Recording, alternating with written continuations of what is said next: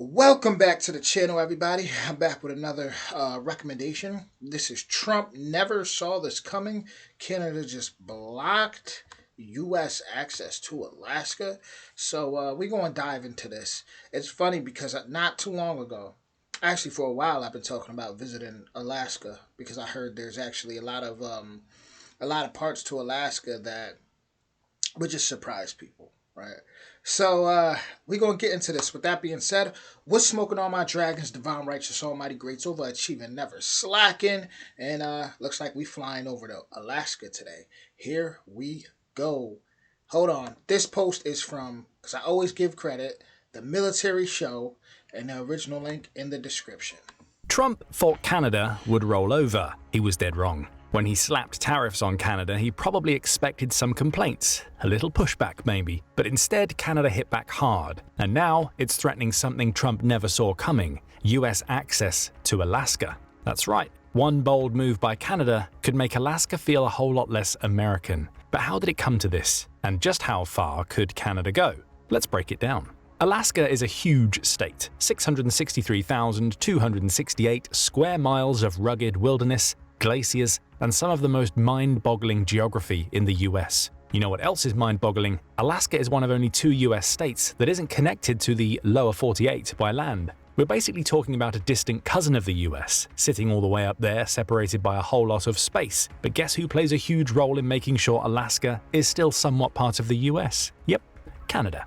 Alaska's only land access to the rest of the US runs through the Great White North, so to get from Alaska to the continental US you have to go through Canada, whether by road, rail, or sea. Air travel is the only exception, but even that's tricky. While it's possible to fly directly to Alaska from some US cities, most flights still need to cross Canadian airspace. So unless you're willing to take a very roundabout route, Canada's presence is hard to escape. This especially applies to land transport. Alaska shares a massive 1,538-mile border with Canada, stretching from the icy Arctic Ocean all the way down to the Pacific. You've got the Yukon Territory and British Columbia on the east side of Alaska, and the whole thing's one massive stretch of terrain that makes most people wonder why anyone would even want to live there. But hey, it's home to about 740,000 people, so they probably make it work. But seriously, let's talk about that border. It's no friendly, neat little line like most international borders. The thing's practically invisible in places, like on the summit of Mount St. Elias, towering 18,008 feet above sea level. In other places, it's more like a giant obstacle course. That's why the International Boundary Commission had to trek some of the most remote and unforgiving landscapes on the planet just to mark the border.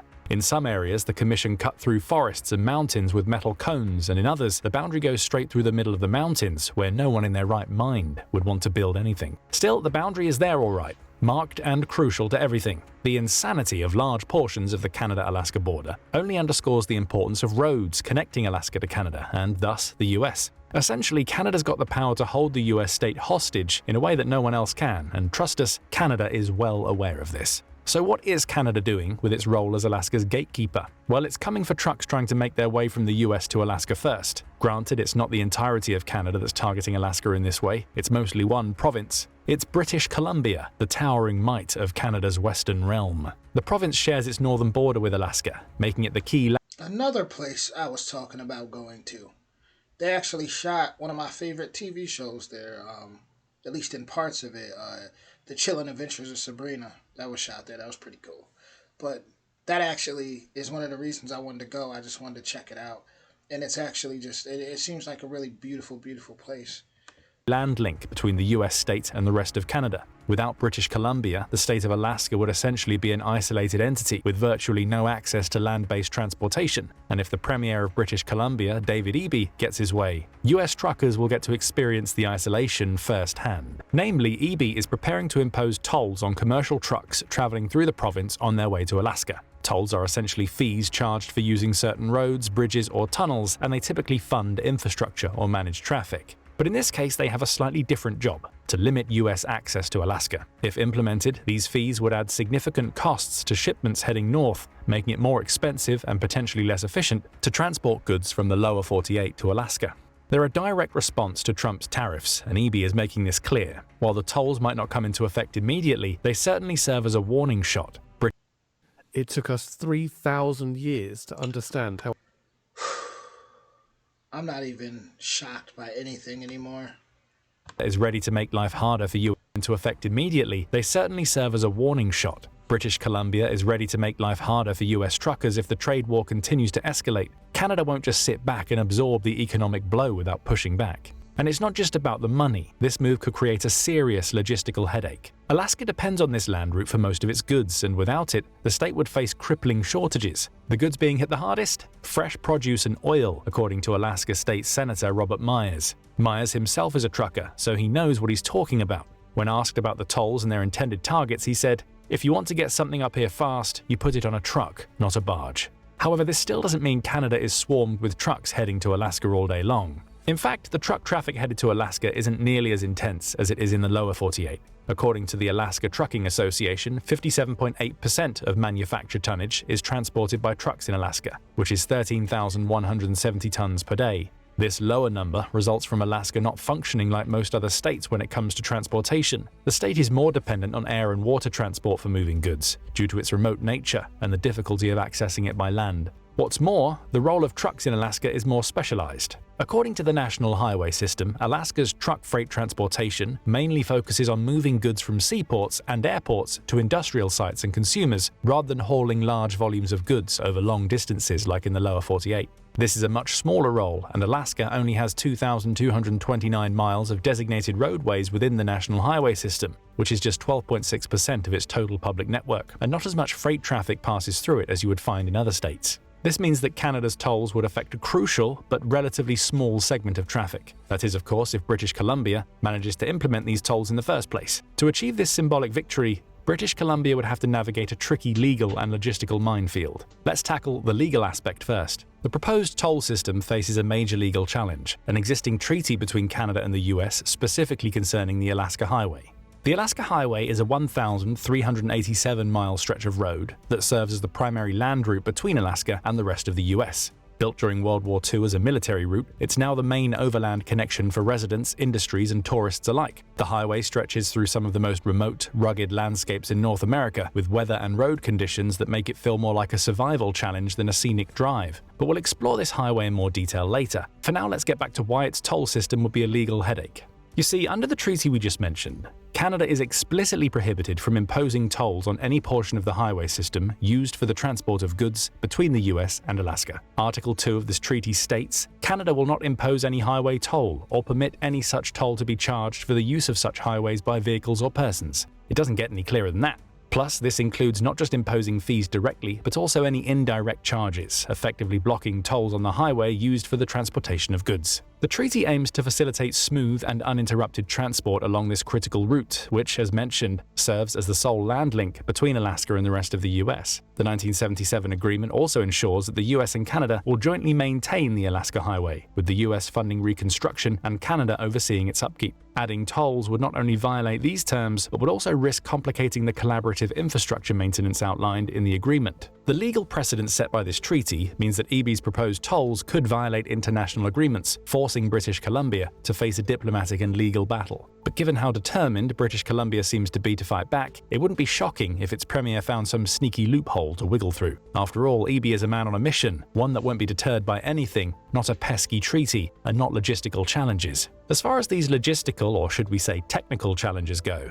British Columbia's plans could hit a few bumps in the road. For starters, the province doesn't currently have any toll stations along its highways leading to Alaska. This fact probably has something to do with the treaty we keep mentioning. But even if legal barriers were somehow sidestepped, the technical side of things isn't as simple as it sounds. As Ranj Pillai, the premier of Yukon, another province considering tolls, points out, implementing tolls would require significant new infrastructure. Think toll booths, staff to operate them, and likely a brand new set of regulations to get everything up and running. We've got to look at what our actions are and what legal tools we have to make those decisions, said Pillai, sounding a bit like someone who's about to open a can of worms. It's one thing to talk tough, it's another to actually build the system to back it up. Myers, however, doesn't seem to agree with Pillai. Although he isn't in favor of tolls for his state, he doesn't consider tolling rocket science in this case. After all, trucks already have to stop at way stations for safety checks, so adding toll booths wouldn't be a massive leap. But Myers isn't the only one who isn't fond of these tolls. Jamie Benson, the executive director of the Alaska Trucking Association, has also voiced strong concerns. She said the proposal will significantly increase transportation costs, disrupt supply chains, and raise prices for essential goods that Alaskans rely on. Benson urged provincial policymakers to remember the great relationship between Alaska and British Columbia, hoping the federal governments could find a way to avoid tariffs. Seems like the pressure's building on all sides. But you know who doesn't care about this pressure? The people of Canada. Take the folks in Yukon as an example. They're not just sitting back and hoping this all blows over. No, they're getting creative with their retaliation. Pillai has heard from residents who are practically pitching an action plan, including ideas like banning Alaska athletes from the upcoming Arctic Winter Games. And if you think that's bold, some Yukoners are even suggesting Canada has proven they ain't backing down from nothing. That's one thing I learned about Canada this past month. They're not backing down from nothing. They're not giving in to nothing. I actually got a friend from Canada who he's definitely he likes Trump, which I was surprised. But he definitely likes Trump. they put a ban on none other than Donald Trump himself. Yet I was surprised because you would think that every Canadian was like, oh, no, there's some that actually like what he's doing. So this is what makes things confusing. This is just so much, it's like a big bag of M&Ms right now, and there's just everybody's just a different color M&M. You don't know what you're gonna get when you go in that bag. Yep, you heard that right. The man known for big game hunts in the territory might find himself on the do not enter list, and he will surely have to earn his way back. These unconventional ideas paint a pretty clear picture. Canada won't back down. Even though Trump has eased You know what? Maybe I should interview my friend from Canada and post it on here. some of his initial tariff threats, Eby has been firm. We will not tolerate these ongoing threats and uncertainty. We're standing up for Canadians. The toll proposal, though mostly symbolic for now, speaks volumes. The number of trucks affected might be small, but the message behind it is loud and clear. Canada's frustrated and ready to stand its ground. This piling frustration makes us wonder, how far could Canada go? Could it cut off Alaska completely? Let's hypothesize a little. If Canada wanted to cut off Alaska from the rest of the US, it would need to disrupt key transportation and supply routes. Here's how that could be done in theory. First up, blocking land access. With the tolls we discussed, Canada is already making moves in this department, but a true blockade would mean something much more drastic, closing down the Alaska Highway, cutting off the only major overland connection between Alaska and the lower 48 states. As mentioned, this highway is a lifeline for everything from fuel to food to industry in Alaska. So you can imagine the chaos if Canada decided to pull the plug on it. After all, Alaska is already struggling with accessibility. Some parts of the biggest US state, like the town of Hyder, depend entirely on Canadian infrastructure. You can't drive into Hyder unless you go Yeah, this would be a big problem for Alaska. through Stewart, British Columbia, or hop on a float plane. Block that road and you've isolated entire communities. Throw in the fact that parts of Alaska are only reachable by road through Canada, Haines and Skagway come to mind. And you can see how shutting down the highway would disrupt the entire region. But let's be real, could Canada actually pull this off? Technically, yes. Almost 80% of the Alaska Highway lies on Canadian soil, which gives the country significant leverage. But a blockade would mean shutting down a road that's responsible for nearly all the goods and services that move into and out of Alaska by land, which wouldn't be without consequences. The economic fallout would be immense, and it's not just Alaska that would suffer. Businesses across Canada would see disruptions too. But remember, Canada is tired of the ongoing tariff threats. The idea of closing off Alaska's primary road access might seem extreme, but as tensions rise, who knows? The way things are headed, the Alaska Highway might just become the world's most dramatic game of chicken. Now, if Canada really wanted to crank up the pressure, blocking marine access could be a game changer. Alaska's Inside Passage stretches 500 miles along the Pacific Ocean and boasts wildlife-filled fjords, tidewater glaciers, and lush island scenery. It's a coastal beauty, yes, but more importantly, it's a crucial route for Alaska, and more than 90% of Alaska-bound cargo is shipped by ocean. If Canada wanted to make things difficult, shutting this route down would send shockwaves through Alaskan logistics. After all, this is the route freighters, fishing boats, and passenger ferries take through Canadian waters to avoid harsher conditions of the open ocean. So blocking the Inside Passage means forcing vessels to take the open ocean route, a longer, rougher, and far less efficient path. Not exactly the cruise ship captain's dream. Speaking of cruises, Alaska's thriving cruise industry depends on these Canadian waters. In 2023 alone, a record 1.65 million cruise passengers used this route to visit Southeast Alaska. If Canada cuts it off, not only does Alaska face a tourism crisis, but the ripple effect on the cruise industry would be catastrophic. We're talking cancelled trips, lost revenue, and angry passengers left stranded in Canadian ports. Then there's the Prince Rupert Ferry Terminal. which serves as a critical transit hub for Alaskans heading south. If Canada decides to close it, they're essentially slamming the door on Alaska's travel connections to the lower 48. That's not to mention the fact that this terminal is the world's first marine pre-clearance location, meaning US Customs handles inspections in Canada. But would Canada take such drastic steps? Again, it's not beyond the realm of possibility. Blocking marine access would shake Alaska and the US to its core, and the consequences will be felt far beyond the waters. Canada's playing the long game, and with the Inside Passage and Prince Rupert Terminal in its hands, it has the cards to make a major impact. But when we shift to air travel, the stakes drop a little. Sure, Alaska's air traffic is crucial, but Canada's influence in the skies is more about subtle inconvenience than full-on chaos. Here's the deal. US commercial and military flights between Alaska and the lower 48 often pass through Canadian airspace. Now, if Canada decided to deny these overflight rights, it would force planes to take a longer, costlier route, either over the Pacific or the Arctic. It's a hassle, for sure, but it's not the kind of knockout punch other blockade methods would deliver.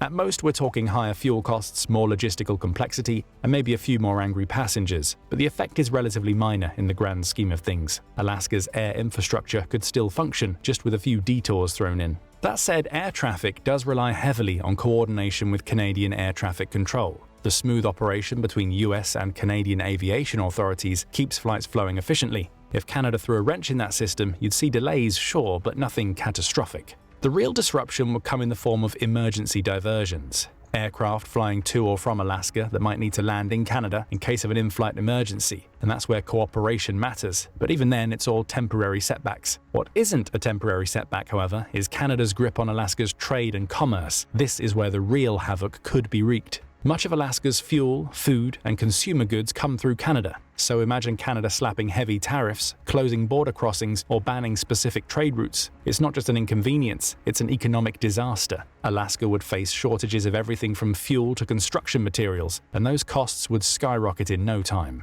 Canada holds a pretty solid position here, thanks to its control over rail and freight services. There's no direct railway linking Alaska to the lower 48, so goods are constantly shipped through Canadian rails. The port of Vancouver is a critical hub, handling a massive portion of shipments to and from Alaska. From food to fuel, everything moves through Canadian ports and railways before reaching its destination. Take that away, and Alaska's logistical system would simply collapse. But this isn't a one-way street. Every year, over $1 billion in trade flows between Alaska and Canada. Alaska exports about $596 million to Canada, while importing $753 million worth of goods. This means that Canada's economy would suffer too. Although the country is already making moves to reduce its dependence on the US across the board, this kind of economic disruption would still sting, and that's putting it lightly. This wouldn't be the true cost of an Alaska blockade. The true cost is about the people, the families, and the small towns that rely on seamless cross-border exchange for their very survival. According to recent statistics, trade with Canada supports over 20,000 jobs in Alaska alone,